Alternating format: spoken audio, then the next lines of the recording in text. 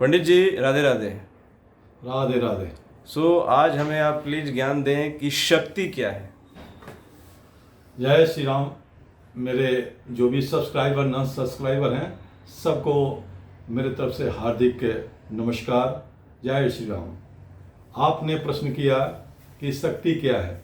सबसे पहले मैं बता दूं कि शक्ति जिसको हम अदृश्य मानते हैं वो पावर जो चारों तरफ विराजमान है।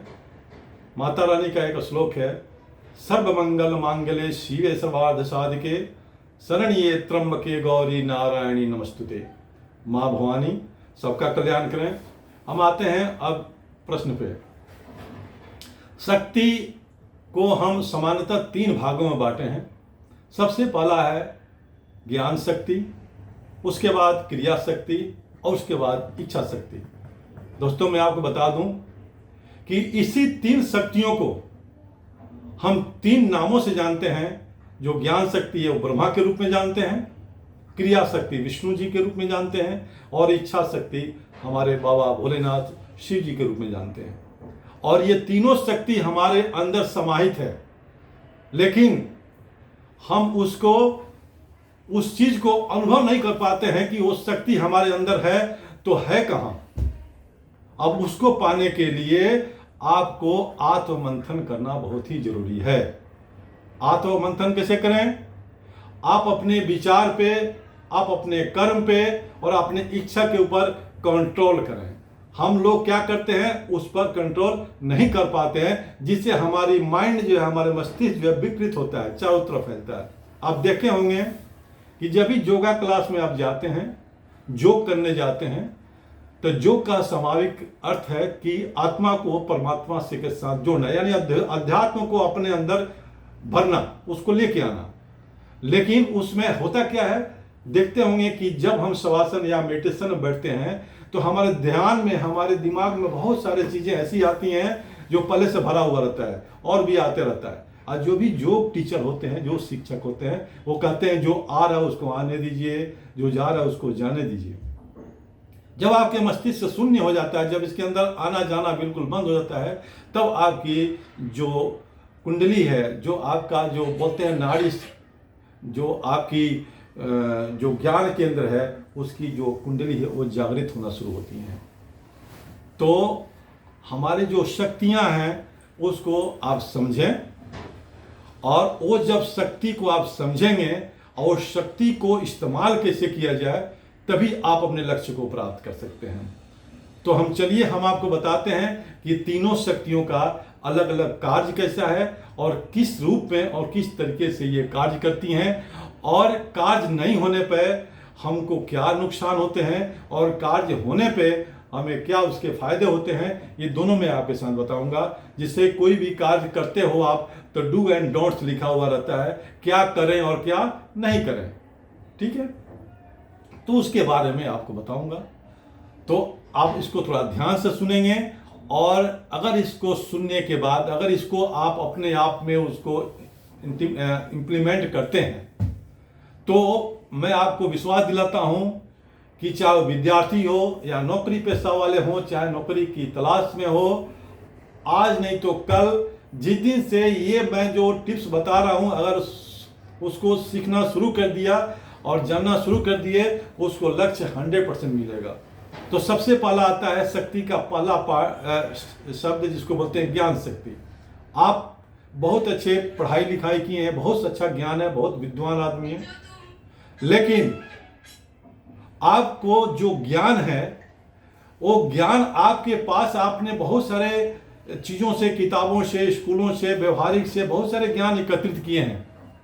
अब ज्ञान जो हमारे पास आ गया, तो उस ज्ञान को कहां पर उसको लगाने हैं, वो कार्य कौन करेगा? क्रिया शक्ति।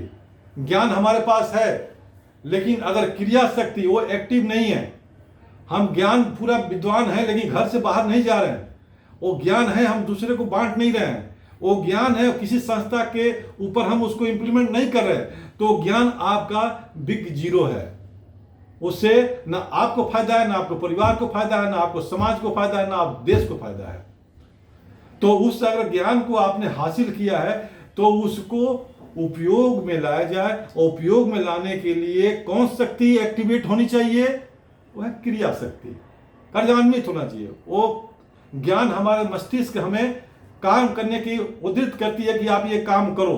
तो क्रिया शक्ति अगर आपके साथ प्रबल हो गया, ज्ञान शक्ति के साथ क्रिया शक्ति, यस आज यहां से हम मुंबा देवी के पास पैदल ही चलेंगे। ज्ञान आ गया कि हम माता रानी की शक्ति मिली है, क्रिया शक्ति बोले हम आज पैदल ही वहां मार्च करेंगे, माता रानी से दर्शन करने चलेंगे। तीसरा चीज आता है इच्छा शक्ति। अब ज्ञान शक्ति और क्रिया शक्ति तो एक्टिव हो गई है, अब इच्छा शक्ति कहता है कि नहीं आज तो बहुत धूप है, आज थोड़ा माहौल ठीक नहीं है, आज थोड़ा बारिश का मौसम लग रहा है, कुछ ठंडी लग रही है, आज नहीं, ऐसा करते हैं कि कल चलते हैं। इच्छा शक्ति अगर प्रबल नहीं है तो ज्ञान शक्ति और क्रिया शक्ति के होते हुए भी आप उस लक्ष्य को प्राप्त नहीं कर सकते हैं।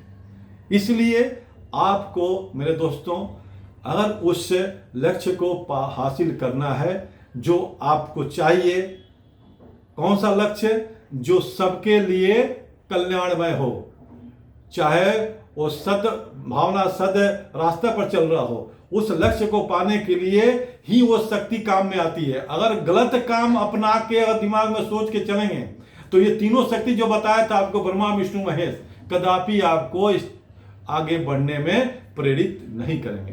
तो अच्छे कर्म को करने के लिए अगर आगे बढ़ना है तो तीनों शक्तियों को आपके ऊपर में लागू होना बहुत ही जरूरी है। और वो कौन कर सकता है? आप स्वयं कर सकते हैं। दूसरा कोई भी उसमें आगे बढ़ के आगे पकड़ के आपको लेके नहीं जा सकता। धक्का देने से कोई भी आदमी आगे नहीं बढ़ता है। जितना धक्का देके आगे बढ़ाएंगे, 4 कदम उसको आगे बढ़ाएंगे, 15 कदम वो पीछे आएगा, क्योंकि वो बंदा आगे बढ़ना नहीं चाहता है। इसलिए उस शक्ति को जागृत करने के लिए स्वयं ही उसका जिम्मेवार है।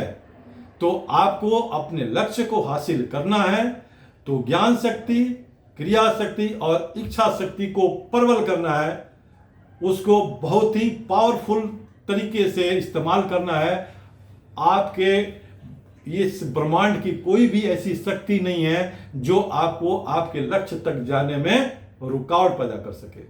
तो दोस्तों आज बस इतना ही मैं चाहूँगा कि आप इस शब्द को अपने आप में इम्प्लीमेंट करें, अपने आप में लागू करें और जो भी इससे अनुभव आपको मिलती है उससे अपने लक्ष्य को हासिल करें। जय श्री राम।